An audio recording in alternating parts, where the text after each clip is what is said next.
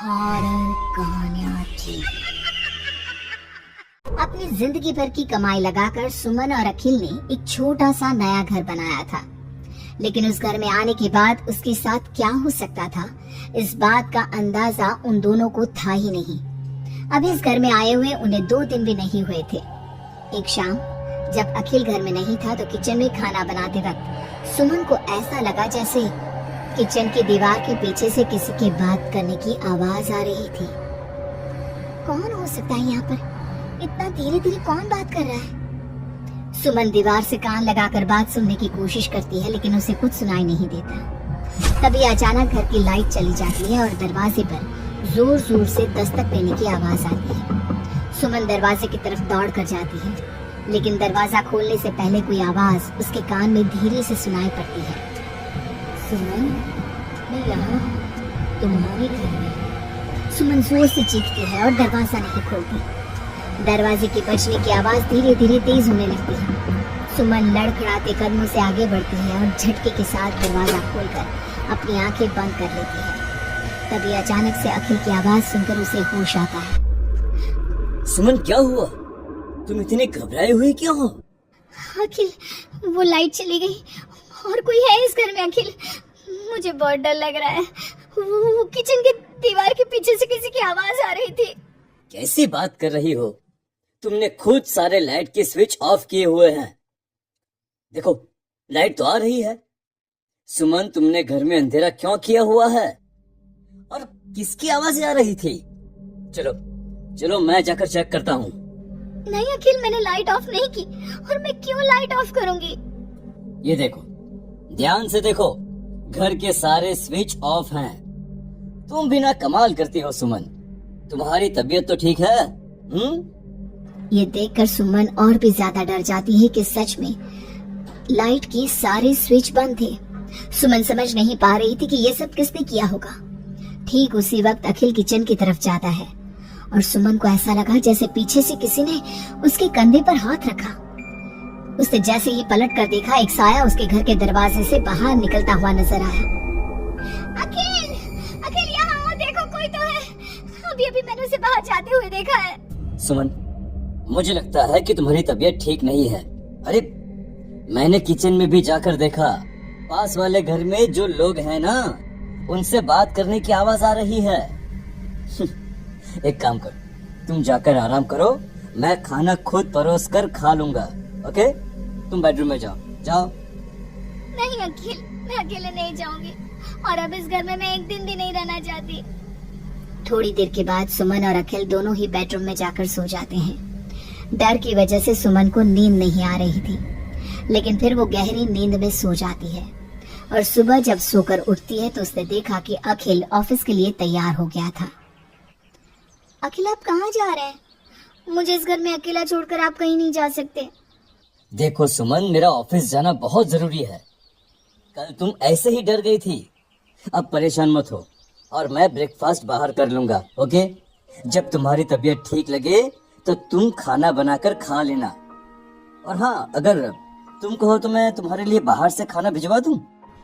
नहीं अखिल, उसकी कोई जरूरत नहीं है। मैं अपने लिए खाना बना लूंगी, लेकिन मुझे डर लग रहा है। डरने की कोई बात नहीं है। अभी मैं चलता हूँ, तुम अपना ख्याल रखना। चलो, गुड बाय। अखिल के जाने के बाद सुमन बाथरूम में नहाने के लिए चली जाती है और शावर ऑन करती है। नहाते नहाते सुमन को एहसास होता है कि शावर से पानी की जगह खून गिर रहा था। उसने घबराकर सामने लगे मिरर में देखा और ये देखकर उसके पैरों तले जमीन खिसक गई कि वो पूरी तरह सर से पैर तक खून में भीग चुकी थी। सुमन भागकर बाहर आती है। उसे अपने घर का पूरा फर्नीचर जला हुआ नजर आता है और उसके ठीक सामने खड़ी हुई थी एक औरत, जिसने दुल्हन के कपड़े पहने हुए थे। उसके चेहरे पर लंबा सा घूंघट था और उसके शरीर से खून टपक रहा था। कौन हो तुम और क्या चाहती हो मुझसे? यहाँ क्यों आई हो तुम? मैं तुमसे तुम्हारा पति चाहती हूँ। मुझे अपना पति दे दो और मैं वापस चली जाऊंगी। लेकिन मेरा पति? अखिल, मेरा मतलब तुम्हें मेरा पति क्यों चाहिए? हमने क्या बिगाड़ा है तुम्हारा? तुमने नहीं, हर सुहागन औरत मेरी दुश्मन है और जब भी मेरी आंखों के सामने कोई औरत अपने पति के साथ नजर आती है तो मैं उसे जिंदा नहीं छोड़ती। लेकिन तुम ऐसे क्यों करती हो? और प्लीज मैं तुम्हारे आगे हाथ जोड़ती हूँ, तुम मुझे और अखिल को जाने दो। हम दोनों हमेशा के लिए ये घर छोड़कर चले जाएंगे। अब ऐसा नहीं हो सकता। एक बार जो इस जमीन के आसपास से गुजर जाता है उससे फिर हमेशा के लिए मेरे साथ इस जमीन के नीचे मेरी दुनिया में चलना पड़ता है। और तुमने इस जमीन के ऊपर अपना घर बनाकर अपनी दुनिया बसाने की कोशिश कर ली। अचानक से वो औरत सुमन को उसके बाल पकड़कर जमीन पर घसीटने लगती है। सुमन दर्द से जोर जोर से चीखती है, लेकिन उसकी आवाज उसके घर की दीवारों के अंदर दब कर रह जाती है। अब बाकी दूसरी औरतों की तरह मैं तुम्हें भी इस घर की दीवारों के नीचे दफन कर दूंगी और तुम्हारे पति को हमेशा के लिए अपना पति बना लूंगी। जानती हो, मेरी भी शादी हुई थी, लेकिन शादी के ठीक बाद मांग में सिंदूर भरकर मेरे पति ने गला घोट कर मेरी हत्या कर दी और इस जमीन के नीचे मुझे गाड़ दिया। बस तब से मेरी आत्मा यही भटक रही थी। मुझे भी सुहागन बनना है, मुझे भी पति चाहिए। छोड़ दो मुझे प्लीज, मुझे जाने दो। देखो तुम्हें पति चाहिए, तुम किसी और को अपना पति बना लो। मुझे और अखिल को जाने दो यहाँ से। लेकिन वो औरत सुमन को लेकर वहाँ से गायब हो जाती है। शाम को जब अखिल ऑफिस से लौट कर आता है, डोरबेल बजाता है, तभी मुस्कुराते हुए सुमन दरवाजा खोलती है। दरअसल सुमन के शरीर के अंदर अब उस औरत की आत्मा थी, लेकिन अखिल का चेहरा देखते ही सुमन के शरीर के अंदर एक हरकत होती है और वो अचानक से नाराज हो जाती है। क्या हुआ सुमन, आज तो ठीक हो ना? तुम्हारी तबीयत भी ठीक लग रही है आज तो। गुड। मुझे नहीं पता था कि तू आने वाला है यहाँ, वरना तो मैं तेरी मौत का सारा इंतजाम करके रखती। क्या हुआ? अब मेरी बात का जवाब नहीं दोगी क्या? नाराज हो मुझसे किसी बात पर? हाँ?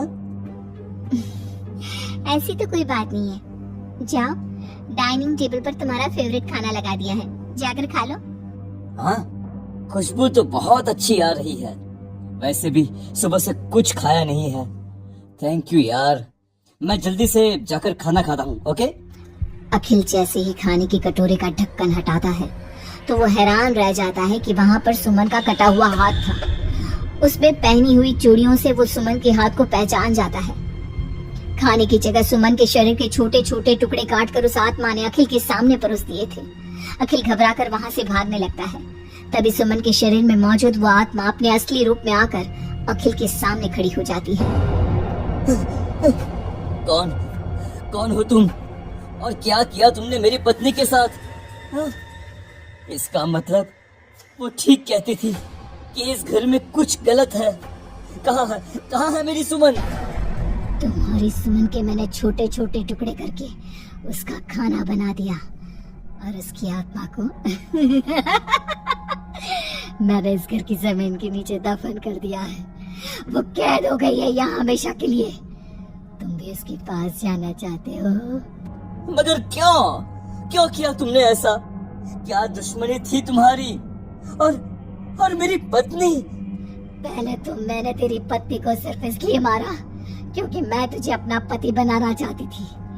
मेरी आत्मा जो पूरे एक जन्म से किसी से शादी करने के लिए तड़प रही है, उसकी हसरत पूरी करना चाहती थी मैं, और इसलिए मैंने तेरी पत्नी का रूप लेकर तेरे साथ रहने के बारे में सोचा। लेकिन जानता है, अब मैं तुझे जिंदा नहीं छोड़ूंगी। लेकिन क्यों? देखो तुमने सुमन के साथ जो भी किया, मुझे जाने दो, मुझे जाने दो यहाँ से प्लीज। अखिल भागने लगता है, लेकिन घर का दरवाजा अब लॉक हो चुका था। अब तो भाग कर नहीं जा सकता। मेरे हाथ तेरे खून से रंगने के लिए बेचैन हो रहे हैं। मेरा गला सूख रहा है, अब उसकी प्यास तेरे खून से ही बुझेगी। अरे लेकिन क्यों? तुम्हारी आखिर मुझसे दुश्मनी क्या है? आत्मा अखिल की बात का कोई जवाब नहीं देती और अपने लंबे नाखून उसके गले में गड़ाकर उसके शरीर को खा जाती है और उसके बाद जोर से हंसते हुए कहती है, तेरा शरीर भले ही अखिल का शरीर है, लेकिन तेरे अंदर मेरे पिछले जन्म के उसी पति की आत्मा थी जिसने शादी से एक रात पहले गला दबाकर मेरी हत्या की।